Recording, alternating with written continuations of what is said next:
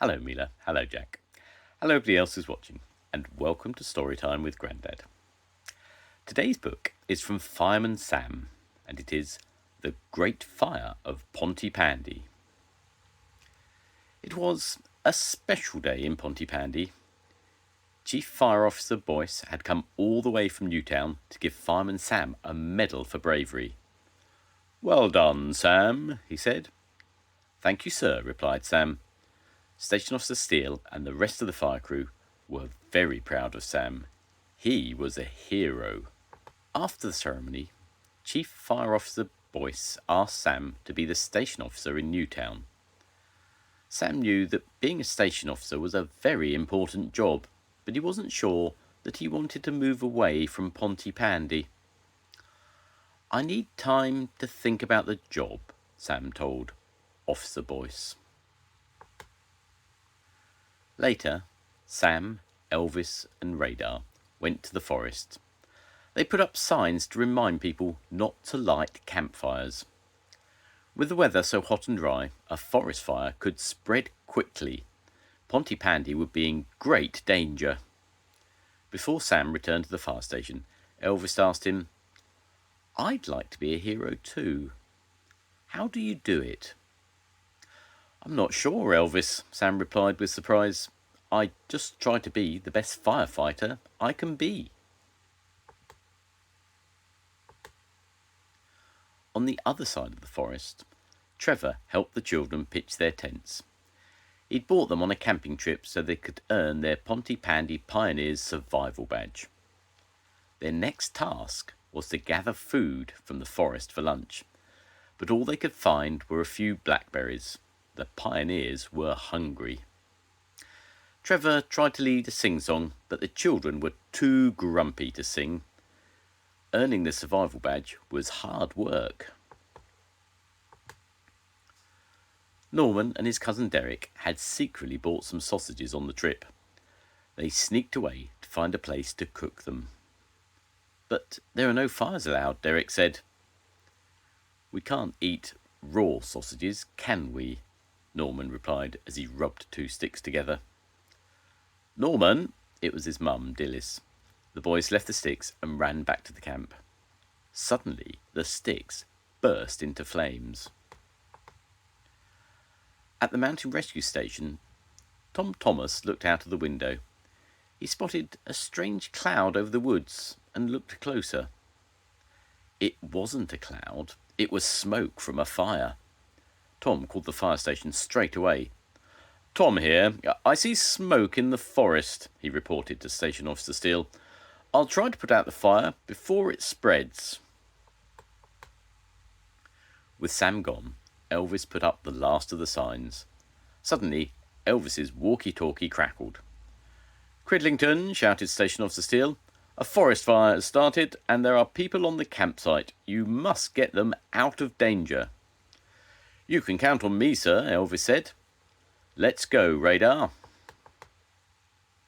Tom flew Wallaby One over the forest and dropped an enormous bucket of water onto the flames.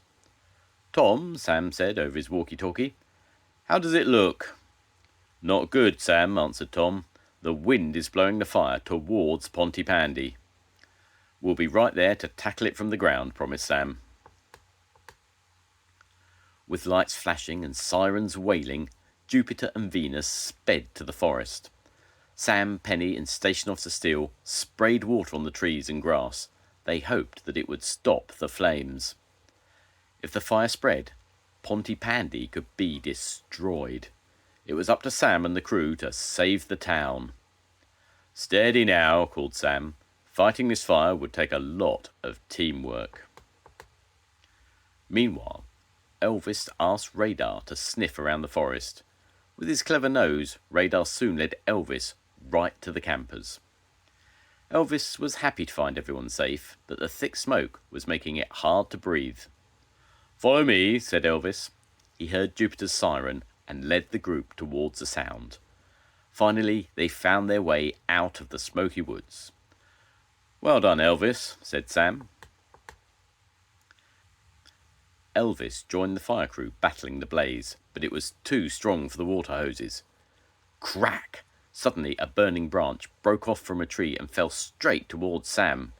Without thinking, Elvis knocked right into Sam and rolled him to safety. The branch landed on the spot where Sam had been standing. "Thanks, Elvis," cried Sam. "You saved my life." Despite the crew's hard work, the fire was still heading straight for Pontypandy. "We must get everyone to safety," called Station Officer Steele.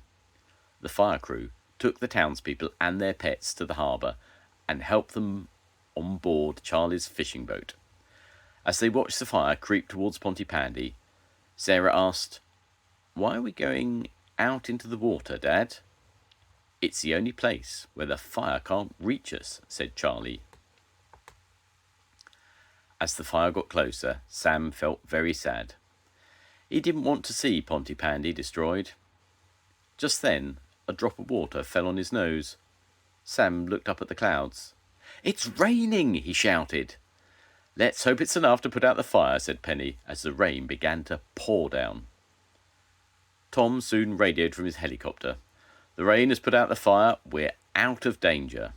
The townspeople cheered as the boat returned to the dock. Pontypandy was safe. Soon after, there was another medal ceremony at Pontypandy Fire Station. "Elvis, you showed real bravery during the Great Fire," Boyce said. "Well done." Elvis saluted. Now he was a hero too. "And it's my pleasure to give survival badges to the Pontypandy Pioneers," Trevor Evans said next. "Well, to most of them."